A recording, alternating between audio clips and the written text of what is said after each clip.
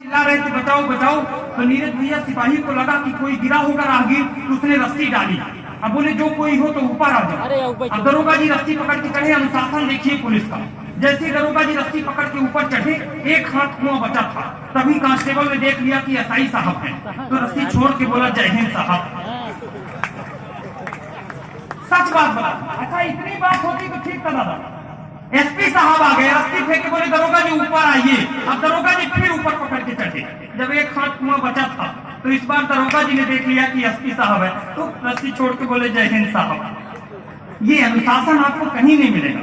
मैं सच बात बता रहा हूँ एसपी साहब, मैं अपने शहर में इतना सम्मान पाता हूँ। मैं अभी परसों नरसों रीवा में था, अभी कार्यक्रम थोड़ी दिन कम थे, तो मैं जा रहा था बाजार की तरफ, तो मेरे चौराहे में एक हवलदार साहब ने डंडा लगाया। तो हम कहे क्या दिक्कत है साहब? बोले हेलमेट कहाँ है, मजाक है क्या? हम कहे नहीं सर, कभी है, क्षमा कर दीजिए, भूल गया। बोले कोई बात नहीं, 100-2 हो गए, चलो। हम कहे कोई बात नहीं। हम कहे लेकिन साहब ऐसा है कि हम रीवा के आदमी हैं, बेवकूफ नहीं है। 100 देंगे, यहाँ आगे वाले चौराहे में फिर कोई मिल जाएगा तो फिर 100 देंगे क्या? एसपी साहब सच बात बता रहे हैं। उन्होंने कहा कि अगले चौराहे में नहीं लगेगा 100 रुपए, अगर कोई मिलता है तो कान में लिमका बोल देना बस। अब हम आगे वाले चौराहे में पहुंचे, जैसे ही हवलदार साहब डंडा लगाए तो हम धीरे से बोले, हम कहे लिमका, तो बोले निकल जा। अब आगे वाले चौराहे में गए तो फिर हवलदार साहब मिले, हम कहे लिमका, तो बोले निकल जा। अब अगले दिन एसपी साहब हम जानबूझ के हेलमेट घर में रखा है, अब हमको लिमका मिल गया था। अब जैसे हम चौराहे में आए, हवलदार साहब डंडा लगाए तो हम छाती चौड़ी करके चिल्लाए, हम कहे साहब लिमका। बोले बेटा किनारे आ जाओ, आज का तो कोका कोला था। आपकी जोरदार बजनी चाहिए। लेकिन दोस्तों, शायद एसपी साहब के साथ वर्दी के लोग मुझे पीछे दिखाई दे रहे हैं कहीं पर। मैं हम सब इनके सम्मान, इनसे हंसी मजाक कर लेते हैं, और इसलिए कह लेते हैं क्योंकि ये सह लेते हैं चुपचाप। लेकिन ध्यान रखिएगा दादा, मैं एक निवेदन सदा कह के कहता हूँ कि कार्यक्रम कुछ लोग सुनने आते हैं, कार्यक्रम कुछ लोग सुनाने के लिए आते हैं, लेकिन इस सुनने सुनाने के बीच कोई व्यवधान न हो, इसलिए कुछ लोग वर्दी पहन कर आते हैं। हमारे मित्र हैं पुलिस के, उनसे मैंने एक बार पूछा, मैंने कहा कि आपका बेटा कितना बड़ा है? उन्होंने थोड़ी देर सोच करके बोला कि सर पहले इतना बड़ा बेटा था, मेरा बेटा इतना बड़ा हो गया है। एसपी साहब, इसके बाद मैं कभी सम्मेलन अपनी गति पे ले जाऊंगा। मुझे आपके सम्मान में कुछ नहीं कहना है, मुझे वर्दी के उन लोगों को कहना है जो आपके साथ हम होली आराम से मना सके, इसलिए अपने घर का रंग छोड़कर आप सड़क पर खड़े रहते हैं। हम दिए आराम से जला सके, इसलिए रोशनी देने के लिए आप सड़क पर खड़े रहते हैं। तब कहना चाहता हूँ पुलिस वालों से, मैंने कहा कि आपका बेटा कितना बड़ा है? बोले पहले इतना बड़ा था, अब इतना बड़ा हो गया है। मैंने कहा सर ऐसे कैसे हो सकता है? हमारा बेटा तो पहले इतना बड़ा था, अब इतना बड़ा हो गया है, आपका बेटा इतना बड़ा से इतना बड़ा कैसे हो गया? उन्होंने जो जवाब दिया, शायद इनके त्याग बलिदान के लिए अगर हंसी पर तालियां बजी हैं तो इनके त्याग बलिदान पर भी दोस्तों ताली बजा देना। उन्होंने कहा कि सर जब मैं सुबह ड्यूटी के लिए 5 बजे कंट्रोल रूम के लिए निकलता हूं तो मेरा बेटा सो रहा होता है बिस्तर पे, मैं उसका माथा चूम करके चला जाता हूं। रात को 12-1 बजे ड्यूटी से कहीं पर फिर घर लौटता हूं तो फिर वो बिस्तर में सोता रहता है, मैं जाकर के फिर उसका माथा चूम लेता हूं। आप तो ज्यादा देखते होंगे अपने बच्चे को, मैं ज्यादातर अपने बच्चे को बिस्तर पर ही बड़ा देखता हूं, तो मुझे पता है कि वो ऐसे ही बड़ा होता है। ये बलिदान है इनका। हम सब हंस लेते हैं, मजाक भले कर लेते हैं। आइए कवि सम्मेलन को गति प्रदान करते हैं। एसपी साहब, ये बातें मैंने इसलिए भी कह दी हैं क्योंकि मुझे रात को ही रीवा लौट करके जाना है। अभी मैं प्रणाम करता हूँ। उससे वो अच्छा निकल गया, जो था खराब सबसे वो अच्छा निकल गया। झूठों के घर में देखिए सच्चा निकल गया, झूठों के घर में देखिए सच्चा निकल गया। जो था खराब सबसे वो अच्छा निकल गया। चच्चा ने राजनीति में बच्चा जिसे समझा, चच्चा ने राजनीति में बच्चा जिसे समझा, बच्चा वही चच्चा, अभी चच्चा निकल गया। ये ओरिजिनल कोर्ट, इसमें कोई गप नहीं है, कोई गप नहीं ना। तो कहिए आप ओरिजिनल कोर्ट पढ़ते हैं, ताली बजाते हैं। एक और है, उनको भी पप्पू कहा जाता है। अब वो पास हो, भगवान करे केले। आए थे तीर मारने मर कर चले गए, आए थे तीर मारने मर कर चले गए। टीपू की साइकिल पर चढ़कर चले गए। टीपू एक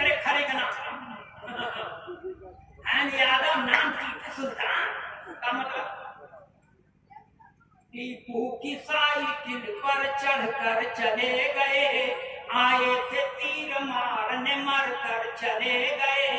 दरिया में सियासत की थी मोदी की सुनामी, दरिया में सियासत की थी मोदी की सुनामी, खुद डूबे सनम तुमको भी लेकर चले।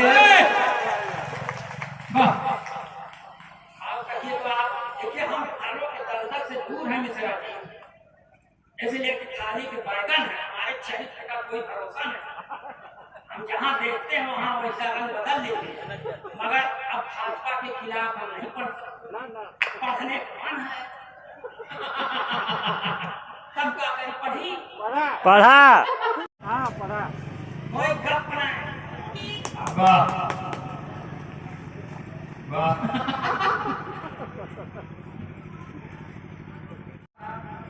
जब हम पीछे माला धरे गए तब देखा कि कटोरा में काजू बादाम किशमिश, जब वीर रस का घोड़ा जब नहीं तो काजू बादाम किशमिश न खाई तो काम न चले।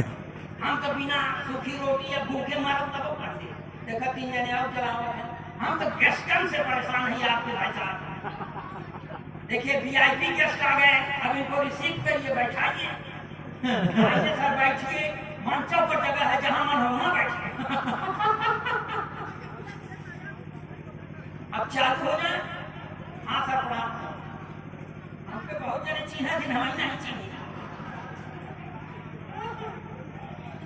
पढ़े लिखे वो सब है संकरी बने, वाह सबसे ये माने चालाक जो है पढ़े लिखे वो सब है संकरी बने, अपराधी माफिया है जो वो मंत्री बने, अपराधी माफिया है जो वो मंत्री बने, जो है पढ़े लिखे वो सब है संकरी बने, जिसने विवाह करके अपनी पत्नी छोड़ दी, जिसने विवाह करके अपनी पत्नी छोड़ दी, वो अपने देश में प्रधान बने। वाह देखिए भाई लोग हमारे अमर बहादुर चैनल को सब्सक्राइब करें। लोभी चले गए हैं वियोगी जी आएंगे, लोभी चले जाएंगे वियोगी ही आएंगे, रोगी चले जाएंगे निरोगी ही आएंगे, कुर्सी पे जमी थी जो वंशवाद की काई, काई को साफ करने फिर योगी। भाई अमर बहादुर अम्मी चैनल को सब्सक्राइब करें। धन्यवाद। जिंदाबाद। Amar Bahadur army lover channel को सब्सक्राइब करें और लाइक करें। धन्यवाद। यहाँ समय समय पर अवतारों का अवतरण हुआ। एक अवतार का और अवतरण हुआ है बम्बई के धरती पर, जो मुंह में खब प्लास्टिक लगाती है, लाल चुनरिया भी ओढ़ती है, हाथ में त्रिशूल लेकर चलती है, मगर वो उस पराम्बा भगवती की तरह सिंह की सवारी नहीं करती, अपने भक्तों की गोदी में सवारी। जब ऐसी भगवती का अवतरण होता है तो एक बाबा जी के ऊपर बड़ा सकारात्मक प्रभाव पड़ता है। 4 पंक्तियां ये भी बर्दाश्त करें। लाल चुनरिया सर पर ओढ़े, ओठों पर भी लाली है, लाल चुनरिया सर पर ओढ़े, ओठों पर भी लाली है, हाथ लिए त्रिशूल स्वयं को कहती शेरा वाली है, तब जेल से बाहर जाने की जिद छोड़ दिया है बापू ने, जेल से बाहर जाने की जिद छोड़ दिया है बापू ने, जब से सुना है राधे माँ भी जेल में आने वाली। और पढ़ेगी रहा जी पढ़वे न तो आगे कैसे बढ़े। जो यहाँ तेरा सच्चा सौदा के गुरमीत के समर्थकों को एक बार प्रणाम, या उनके विरोधी उनको 10 बार प्रणाम, लेकिन 3-4 रोज 10 रोज बाद होली आएगी। मैं आपको शास्त्रीय संगीत देखा, देश का अकेला कवि जो ये सब करने में सक्षम है। मेरे पहले रात जो थे भगवान को प्यारे हो गए। अब मेरी तबीयत भी बहुत ठीक नहीं रहती है, मगर हमारी तबीयत ठीक हो जाए, हम व्यवसाय में चला जाइए आपसे। आपको सुनने एकदम सही बोले भाई। होरी होरी खेलत गुरमीत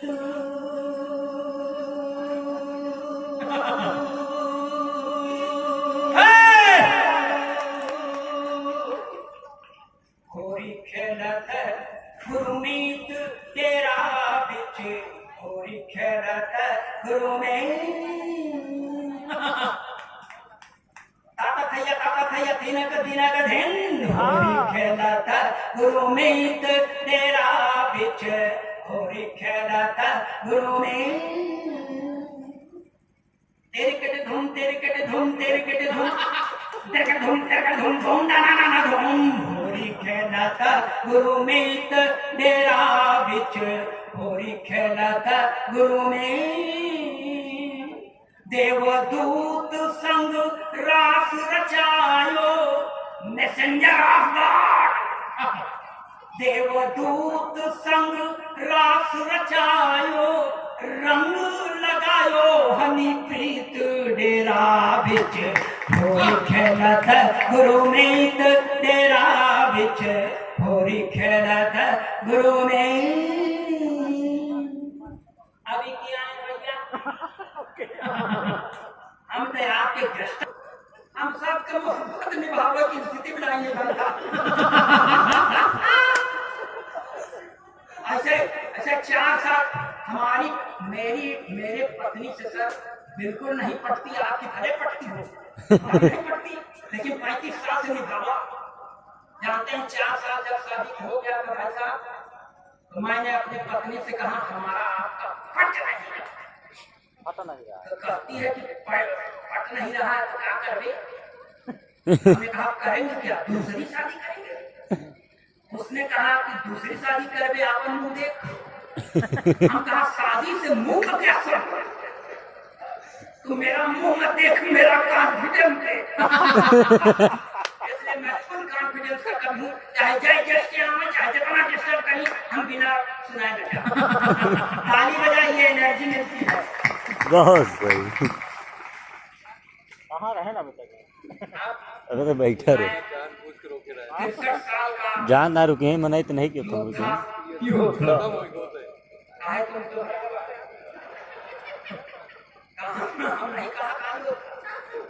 मैं